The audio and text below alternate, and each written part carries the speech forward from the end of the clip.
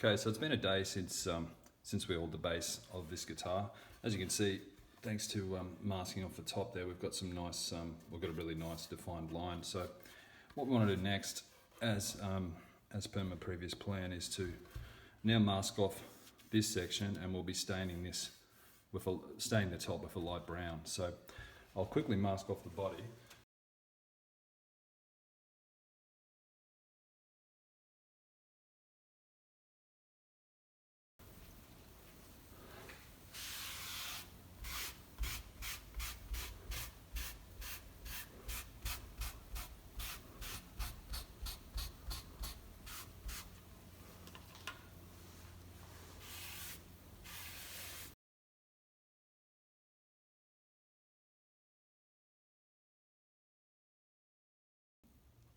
Okay, so I'm just coming back. It's been about 10 to 15 minutes. I've just got another clean rag. I'm just going to start wiping away any of that excess that's sitting on the surface.